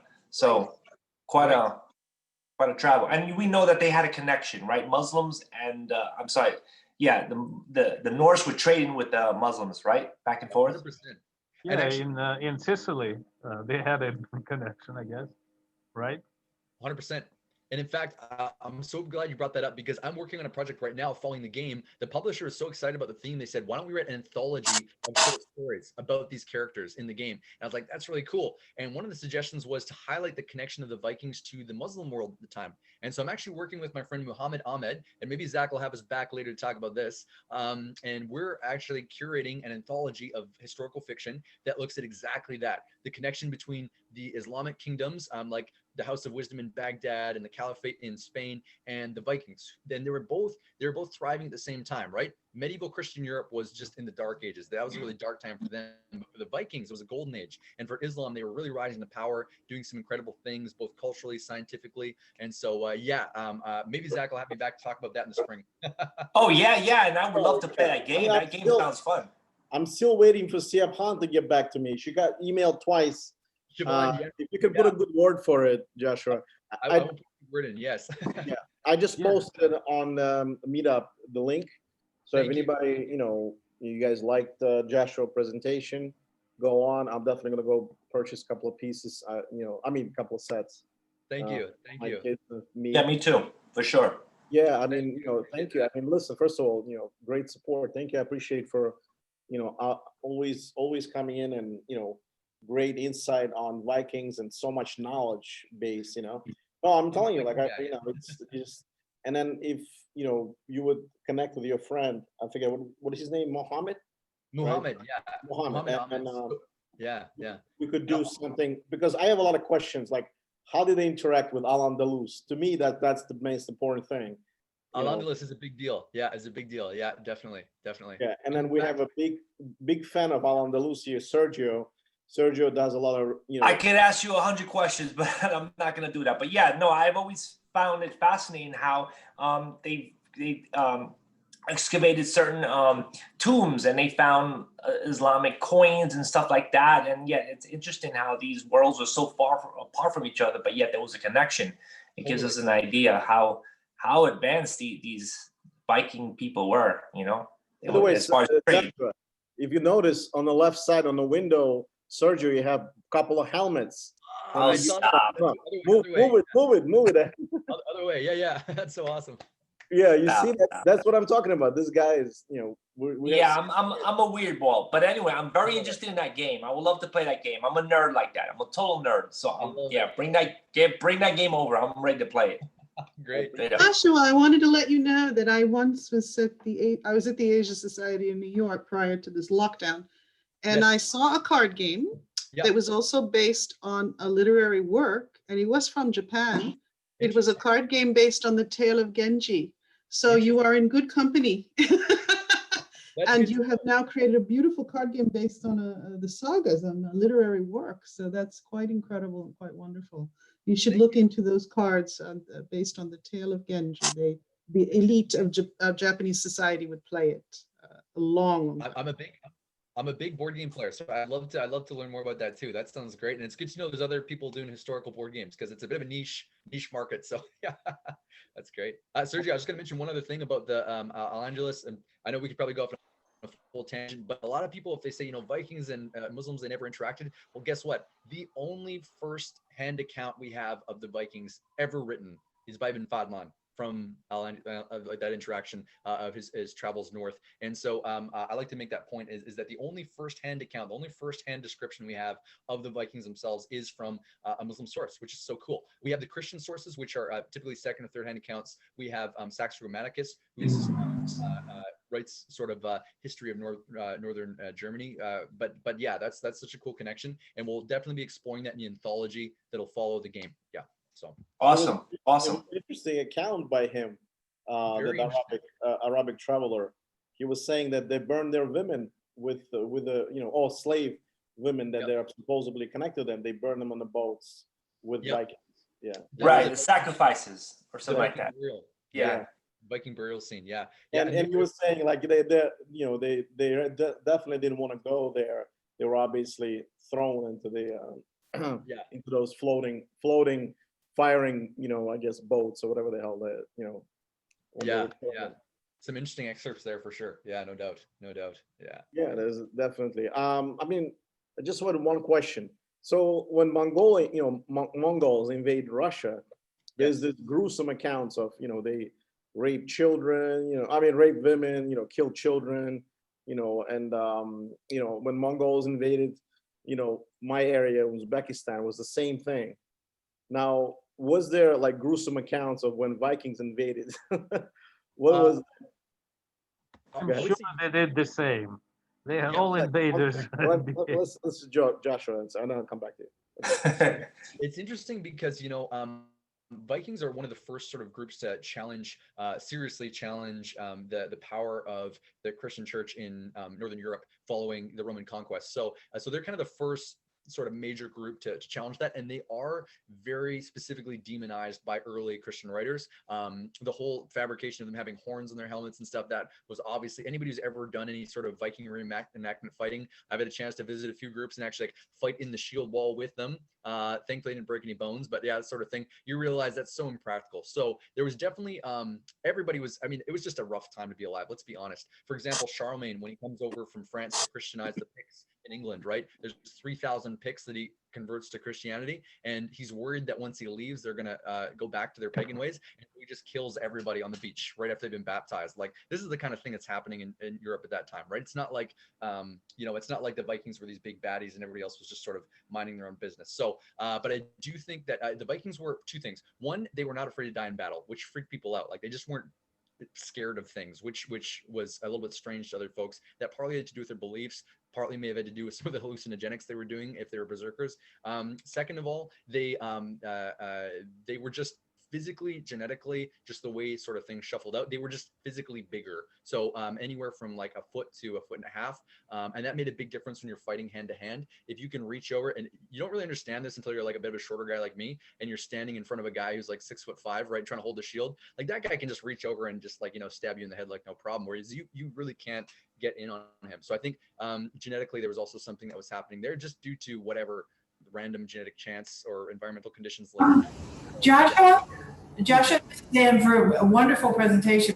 But with reference to what you were just saying, at some level, even though the Vikings individually may have been taller and they were berserkers and they weren't afraid to die and all that kind of stuff, so they were really good at like jumping on unwitting communities along the coast and, you know, terrifying them.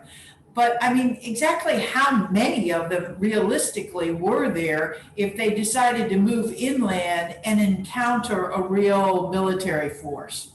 Oh, and this was one of the features of the Viking longboats. Is one of the reasons they were so great is if you ever look at them, they can travel forwards and backwards. So Vikings were not like the English kings and the French kings who were showing up and trying to claim territories and claim taxes and establish castles. They would zip up a river, they would raid a town, they would jump back in, and they wouldn't have to turn their ship around. They could actually just flip the oars and sail it backwards. And so they were masters of sort of strike and retreat. They were not, you're right, they were not trying to establish themselves in any way that way. Yeah.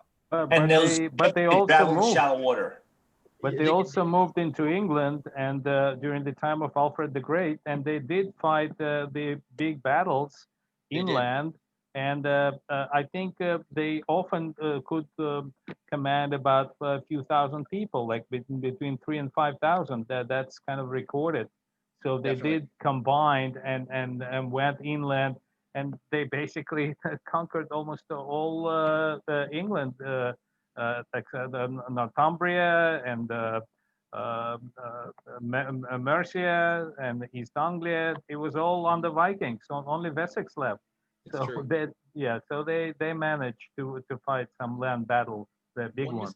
One misconception I maybe just addressed there is that early on there was not this like coordinated effort. Like there wasn't like a bunch of Vikings got together and say like let's raid. Like Norway's a perfect example. It's just a bunch of random, you know, powerful chieftains who were just trying to get wealth. You know, people were just going on raids, not because it was a big army that was coordinated. But eventually, you're right, that started to become more coordinated. The power started to consolidate in Scandinavia, first in Denmark and then in Sweden and Norway as well. And by the time we get to like 1066, right, or even earlier. No, but even before, Alfred the Great is the end of 9th century. I mean, they already, 1066 is kind of the pinnacle of that, but you're right. As the centuries progress, the power consolidates, armies get bigger, things are a little bit more coordinated, things are a little bit more permanent. So it's to that effect, I have a question. 1 second, Greg. To that effect, I have a question.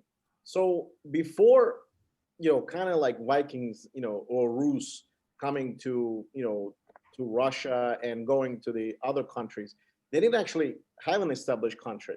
The first country that was actually created that was a Viking country was the Kievan Rus, which is an interesting concept.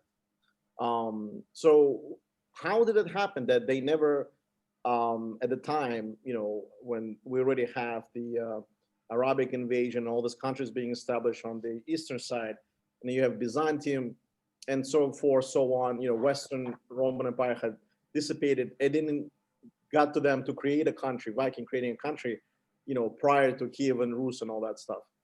Do you know Yeah. any of that? Yeah, go ahead. Sorry. You can trace the line back, even like the Scandinavian of the Norse myths. You can kind of trace that culturally and the Norse laws. You can trace that back to the Germanic tribes of mainland Europe who were fighting the Romans. And there's a great new series out from a German director called Barbarians that actually talks about one of the final battles between the Romans and the barbarian tribes in Germany. Arminius, right? Arminius, right? Yeah, exactly. And so one of the Germanic war gods is Wotan. Wotan is this war god who can very clearly be traced to Odin. So, Sure. in terms of like when was the country established, there were definitely tribes and groups of people. They were just getting pushed further and further north, right? So in Roman times, they're fighting in Germany. As you know, Christianization happens and the Roman Empire expands, they're fighting in Scandinavia. But they definitely existed before, yeah. As well as the Gauls, right, get pushed back into the British Isles and into Ireland, sort of thing. Yeah. So. I'll just get done real quick, James, but I just want to comment that, you mentioned that like it was just hard times, everybody was kind of wild and crazy. However, I don't think they were all quite as wild and crazy as this crowd. They sound absolutely insane to me. I mean, I just, they were pirates, yes, but they were wild even with pirates. I mean, you talk about genetics, where they all kind of had a group insanity going, because to sustain this kind of violence just for some bling on an ongoing generational basis is, to me, insane. I think you're right, and there were some cultural factors, and if I could make it like a sort of a maybe a cultural connection in terms of just a culture, those sort of beliefs and values influencing the way they acted. Yeah, they definitely valued. They wanted to go big or go home, right? They sailed across oceans. They invaded countries. They sacked Constantinople. They were ready to go for it. Like, and I think there was definitely a cultural ethos there. But to be honest, for some reason, Vikings, just the way they kind of get portrayed in history, they're kind of sexy, right? I don't know what it is about Vikings. People just love Vikings. There were other people who were doing these kind of things, though. For example, on the north coast of Africa, there was the Barbary pirates, who, once again, connecting to the Islamic connection there, who had been raiding the coasts of Europe for like hundreds of years. In fact, some of these Barbary pirates were taking slaves from as far as Ireland. And back in kind of like early like 1200 to, I know this because my next book is about pirates, and I'm doing a bunch of pirate research right now into pirate history. So, but anyways, there were raiders along the coast for ages, like even back to Greek times. We were talking about when Greg. Raiders are kind of outlaws, exactly. and episodic, but this was a sustained culture. And I mean, how sexy is it to take a human woman, and burn her to death in your boat? I personally don't think that's sexy at all, but for whatever reason, there's some sort of you see it today, like in comic books and in movies and in TV series. It's something about there have been raiders all the way throughout history doing these kinds of things, and for some reason we kind of fixate on Vikings as a sort of special period in time. But what I'm trying to say is that just romanticized. It's not reality. Exactly, romanticized. Exactly. So yeah, good point. I don't think they were more violent than any other invaders. There were many invaders, and they were all very violent, but they've just been portrayed in a certain way. I mean, one thing, is that true that they were convinced that they go to Valhalla as long as they have a sword in their hand? So this is it. Like, we know so little about what Vikings actually believe. Partly, we know what we do know is thanks to kind of the preservation that happened in Iceland. But there is reference to in the Norse myths of, Odin is waiting for Ragnarok, the end of the world, and he wants to collect brave warriors to fight with him. So the highest ideal for a Viking would be to, according to that mythology, die in battle, so that Odin would select you to fight in his army at the end of times. It's a little dystopic. It's a little bit sort of depressing to think that, like, you want to die in battle so that you can kind of go down with Odin at the end of times. But for the Vikings, that was kind of the thing to strive for. So yeah. Joshua, can I ask one quick question? Please do, Ava. I heard that Vikings didn't really use swords. It was really just for the elite. Very true. So swords take a lot of iron and steel, a lot of metal, and they're very heavy. They're very expensive. So most Viking raiders actually used axes. Another misconception is that Vikings had really big, like, Conan the Barbarian axes. Not true. Those were used for cutting trees. To cut human skulls, you actually want a nice, thin, sharp blade. And so a lot of the Viking axes were actually very, very thin and very small compared to what we kind of see in movies, just because they were more effective at cutting through armor and stuff like that, and easier to wield. And much that would do it. That would do the trick, wouldn't it? The X. Exactly. Joshua, But, could you speak a little bit more about written language and when it appeared? Definitely. So James talked about the written language. Another reason we don't know much about Vikings is they were a very oral culture. And somebody's going to say, wait, but they had the runes and there's the rune stones in Sweden. Yeah, it wasn't a written language like we think of written language. Those were for like road signs. Those were kind of like for grave markers. Those weren't for like recording historical events or recording any sort of political documents. And they were very hard. The reason that they're shaped the way they are is because they were meant for being carved into stone or wood. And just kind of like the Greek symbols that are, a little more angular, those types of languages are not meant to be written down on paper. They're usually meant to be scratched into something. So the only accounts we get of Vikings that are written down, unfortunately, end up being later on in Latin and sort of Latinized versions of Icelandic once Christianity sort of brought this idea of paper and ink to the Viking world. So unfortunately, I would say 98% of Viking life and beliefs and stuff is lost to us forever, just because we have no written sources. And the sources we do have are also through the lenses of sort of the Christian view or some of the Islamic scholars who traveled north to study the cultures there. And so we know so little, partly because they never had a written language, formal written language as we would think of a written language. It was mostly oral. Even the sagas, even the Grey Goose laws I mentioned in Iceland were recited every year by the law speaker because it was an oral culture and it was an oral law code. Yeah. Well, thank you. I once had a lecture on our English language, and that some of it, of course, we have some of these Norse languages, and that one of the things we see are the words that begin with SK. SK are the words that we are getting from these Norse. Do you know anything about that, Ralph? Things like ski and skate. Yes, and actually, in Scandinavian languages, that SK actually makes a sh sound. So so we're making it different. We're pronouncing it differently. Exactly. But we did get some words out of that in English. A ton of words. Yeah. And actually a lot of place names specifically. So anything that ends in B. So for example, in Canada, there's lots of little prairie towns like Thorsby and Grimsby. That's like a little town or city in Old Norse. Thorpe is another one for like village, or so Marithorpe is a place in Alberta that was close to where I lived when I grew up. A lot of those names end up coming from Skald is a very famous word. Exactly. Yep. Yeah. Totally. Anything ending in B is from the Norwegian, and that's where we also get the term bylaw. Bylaw means a local or town law, because by, pronounced bu, is the Scandinavian word for town. Exactly. Yep. By the way, just to go back to one thing, the early Scandinavian writing system was called Futhark. And that was a full alphabet. In principle, you could write anything with it. Now, they never did.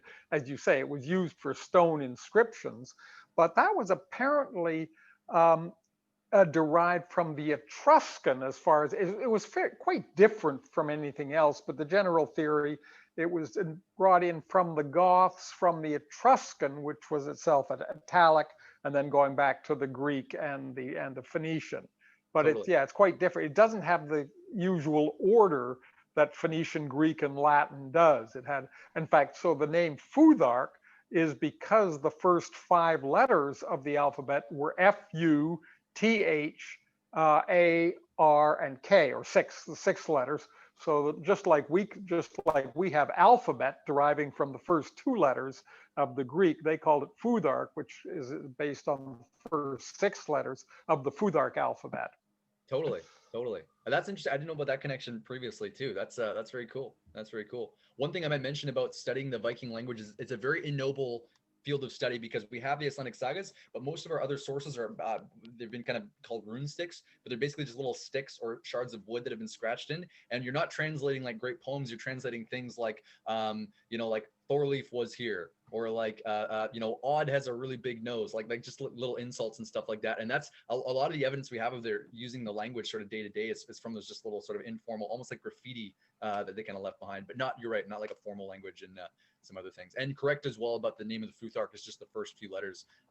That's kind of interesting how that all sort of connects. I know we mentioned something about the Sami language in Hungarian earlier too, and that's very interesting. I think Zach, I think I might wrap it up here. If Yeah. I've really enjoyed hanging out again. This has been a ton of fun, some great questions, and it was so cool to kind of do a continuation of the last presentation that I gave. When you're coming again, man, we can't wait. All right. Me and Muhammad will come and we'll talk a bit about the Viking Islamic connection maybe next time in the spring. Oh my God, you got Sergio. Oh yeah, I'm in. I got my Sergio's still here. Sergio, thank you very much. I think Norman conquest of Sicily is very interesting too. Yes, Great. definitely. Lombard. And I wish everybody happy Thanksgiving. Joshua, incredible work. Incredible. And Thank you very much. Thank you, Joshua. Great presentation. Thanks, Joshua, man. Stay safe. Happy Thanksgiving. Thanks everybody. Right. Thanks, Joshua. You're welcome. Right. Thanks, And Zach. Greg. Thanks, Sergio. Yep. Thank you.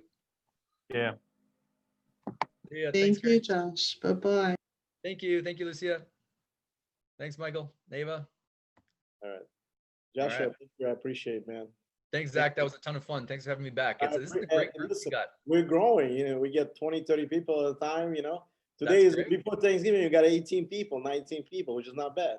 That's surprising, right? Still really drunk, hanging out, and they came to listen to you because you're building a crowd. I'm honored.